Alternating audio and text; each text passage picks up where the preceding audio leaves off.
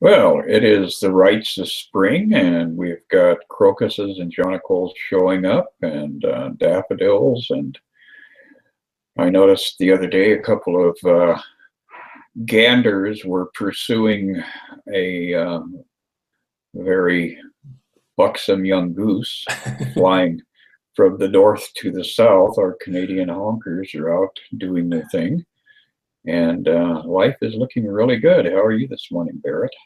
I'm doing good too. I definitely enjoy the times where these flowers start popping through the earth and sharing their colors and beauties. We've got some pretty little purple ones that I'm not sure those might be crocuses too, but they're really, it's a joy to kind of see those colors start to come through, and I think they really symbolize that life that starts to come through as we do this healing work too. So yeah, we're all coming back into life, so it's a good thing. It absolutely is, and it's kind of as a humorous aside. Before we got all the traditional spring flowers this year, I noticed in the backyard we had about a half a dozen dandelions that beat out all the rest of the pack. So I think it may be one of those summers of dandelions going into salads and making some wine. Who knows? Ah, there we go. There we go. Yeah, I saw a few dandelions the other day, and I expressed to Edith how beautiful they were, and she kind of gave me this look like, "What? Dandelions?" Like, hey, it's all beautiful. Absolutely, and they are vital for having happy bee colonies in your neighborhood. So, try to contain them, but don't try to eradicate them because they're part of the cosmic orgasm here that we're all part of. So we are finishing up chapter 23 today, The War Against Yourself. And boy, is this salient material as we're watching 2017 unfold with all of these magical and wonderful opportunities for forgiveness. And we're down to the final section here, Above the Battleground.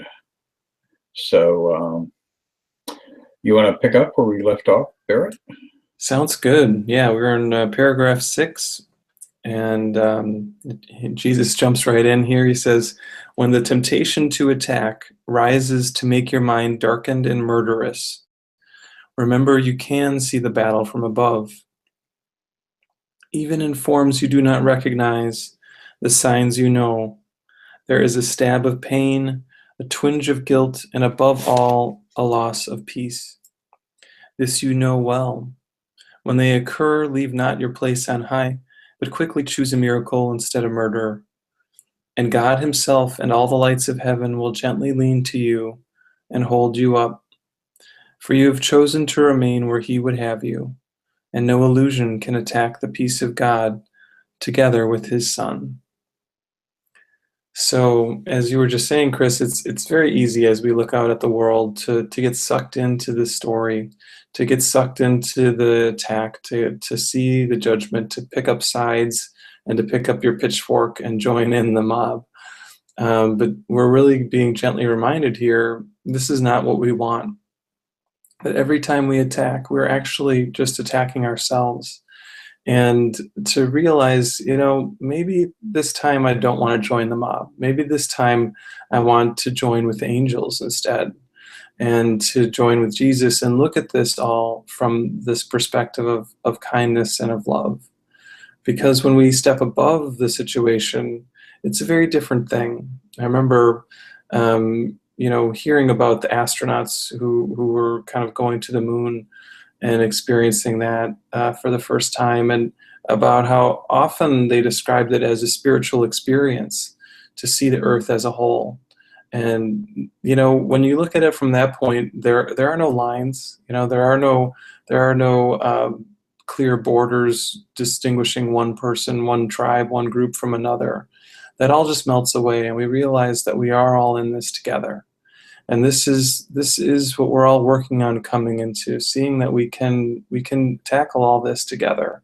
And it's really the only way that we're gonna make it. And that's a spiritual truth as well as the truth here on the level of form. That's very true. And one of the things that comes to mind when I'm contemplating this particular paragraph is how we ultimately end up hiding our true intention, which is attack, by wrapping it up in that glittery covered paper that we're identifying as, here, let me help you. Let me help you look at, the travesties of the world from a different angle. And we put our interpretation onto it, not realizing what the depth of our ego's interpretation really consists of. So once again, we're drawn back to that situation over and over and over again, to not try to fix anything yourself. That is absolutely the worst thing that you can do, because you end up giving a green light to your ego. And the ego, even when it's trying or appears to be trying to be reconciliatory or helpful or benevolent or benign, underneath that, way down, buried at the bottom of it, is that desire to murder.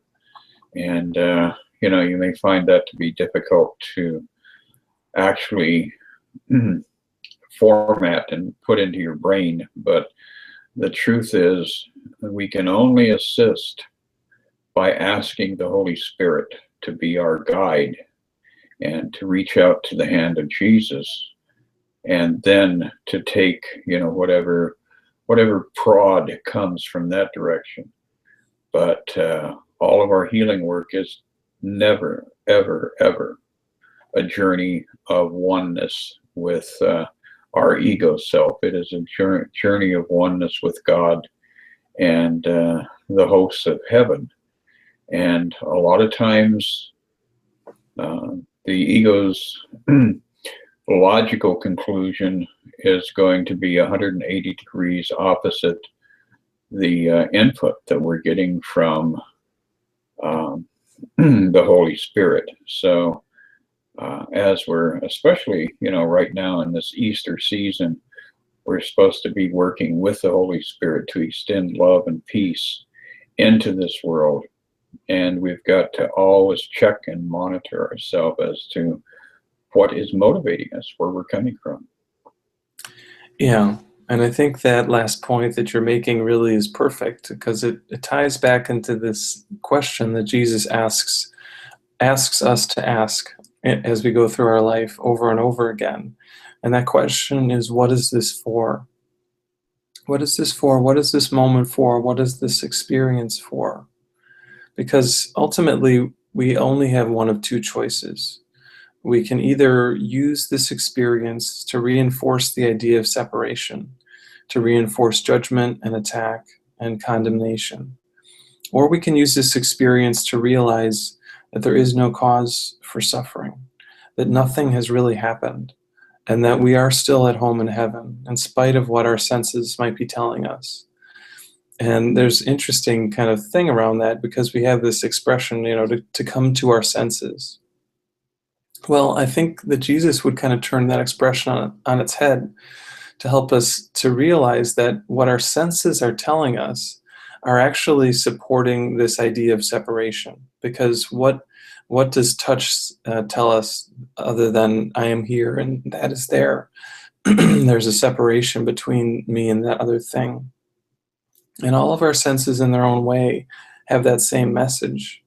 So you could say we want to actually come beyond our senses. We want to come to our truth and spirit, and make that choice for love instead of fear. And as he's saying so clearly in this paragraph, to choose the miracle instead of that thought system of murder. And that's what we're always working on, and we're coming into that more and more. Well, that is a fact. Proceeding here, the next paragraph, it says, "See no one from the battleground, for there you look on him from nowhere." And that's just what you were mentioning, that sense of duality. You have no reference point from where to look, where meaning can be given what you see. For only bodies could attack and murder. And if this is your purpose, then you must be one with them. Only a purpose unifies, and those who share a purpose have a mind as one. The body has no purpose of itself and must be solitary. From below, it can not be surmounted. From above, the limits it exerts on those in battle still are gone and not perceived. The body stands between the Father and the heaven he created for his Son because it has no purpose. And, that's, again, part of this ongoing recognition that death has no purpose. Death is not a purpose unto itself. Death is a fantasy and completely apart from truth.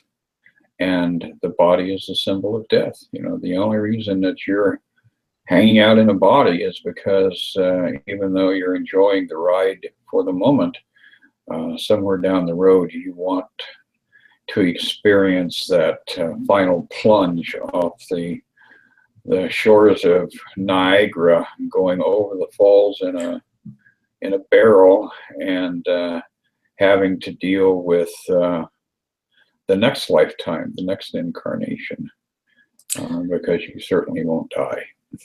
Yeah, and it reminds me, this world is just so dualistic, and I think when we talk about the body, it is the symbol of death. I remember when I was in massage therapy school, before I really started studying the course, I really started to have this, sense of like wonder or amazement of the body, like how it seemed so elaborate and beautiful. And as I started to realize what the course was saying, I realized, well, the body has these seemingly good experiences. We all have these memories of something that happened in our body that was really good. And we could just kind of encompass that whole thought system with the word pleasure. But the flip side of pleasure is pain. We can't actually have pleasure without pain, because both of these things are testaments to the importance of this world of form. And ultimately, what we're coming to learn is that there actually is no world of form. And that's good news, because it means that we're not actually limited by this body on this battlefield, as Jesus was just saying, that we are in this more expanded truth that maybe we're not aware of, but it still is there. And as we keep working with this, we start to open up into that experience more and more, because it's that experience that we really want. Having these non-dualistic ideas is really key to the path, but it's not enough just to have this metaphysics down and just to know what it says. It actually only matters when we can open up into this experience for ourselves more and more. And that's why practicing these ideas is really crucial. And it leads us to this experience of happiness and openness and freedom. This experience of being above the battleground, as Jesus is telling us so nicely here. Yeah, it's fascinating how people will get so wrapped up in the body and proclaiming it to be this, marvel of engineering and this impeccably beautiful machine and yada, yada, yada. And then one mutated gene becomes cancerous and decimates multiple parts of the body.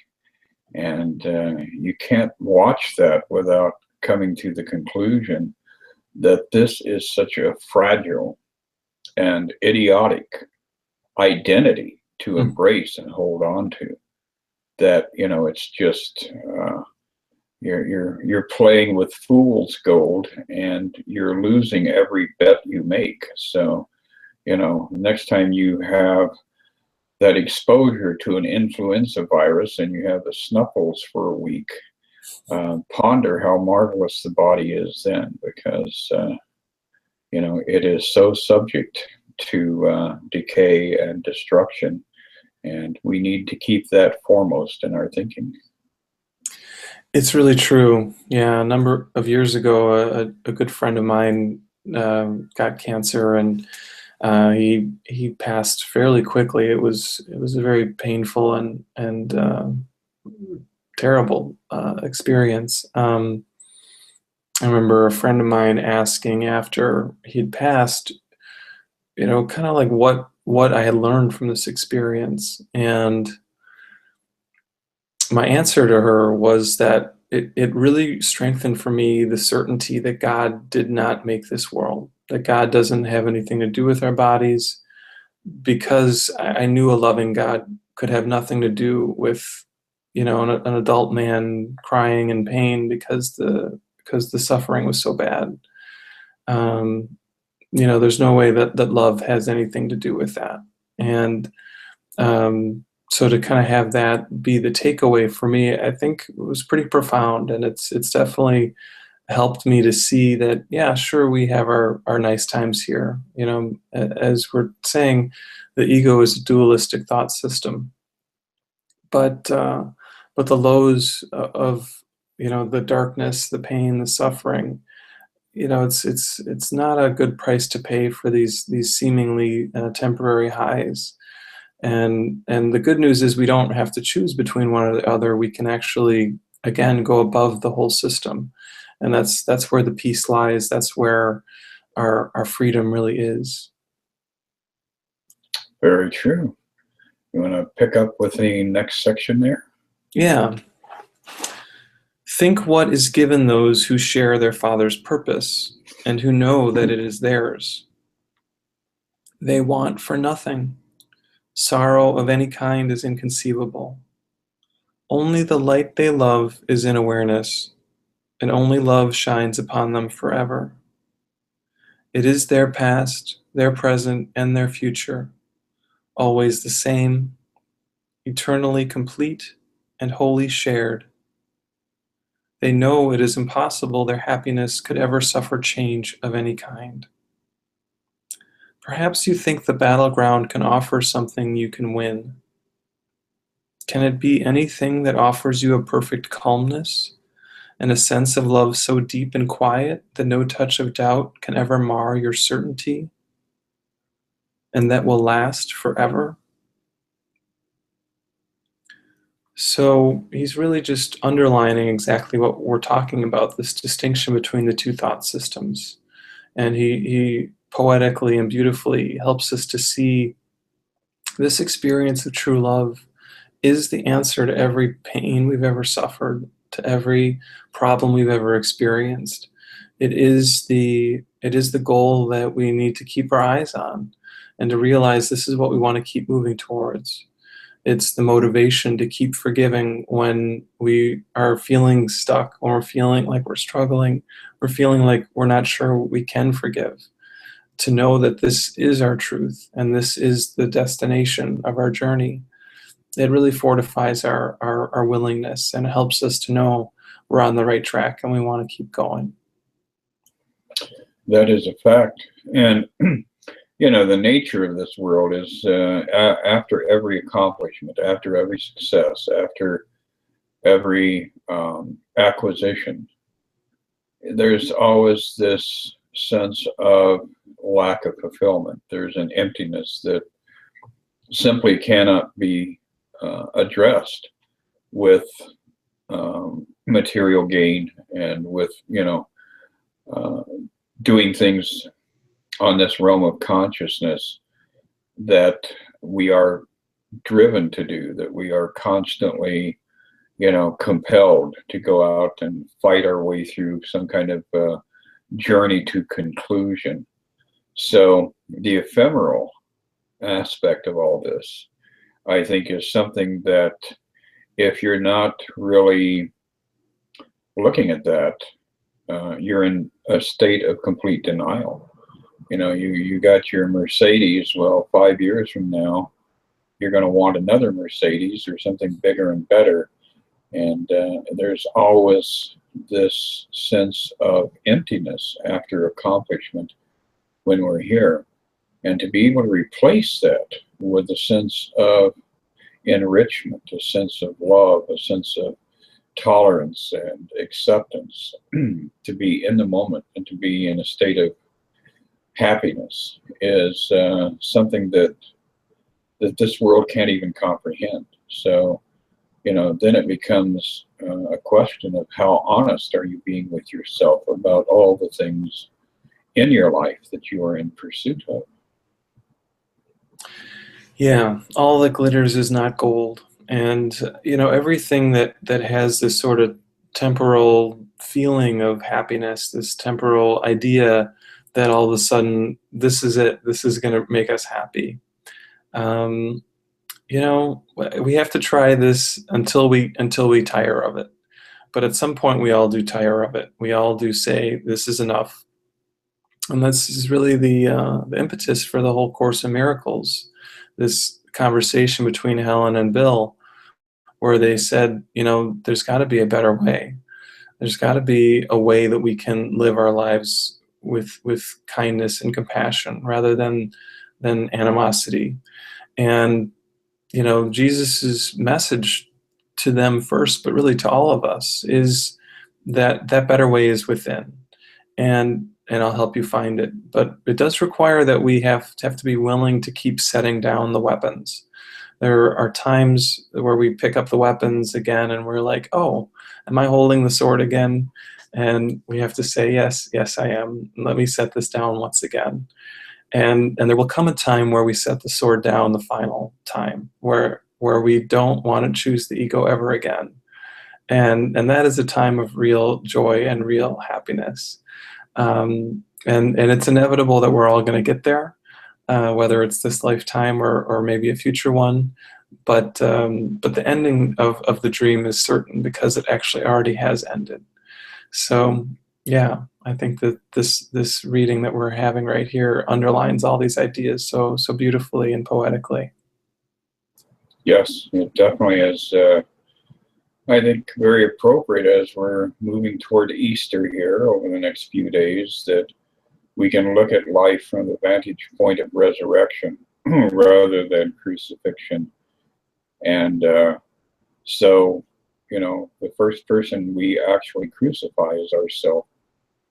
So the war against yourself is a very good section to be looking at right on the eve of Good Friday and Easter Sunday. Yeah. You want to wrap us up with the last paragraph?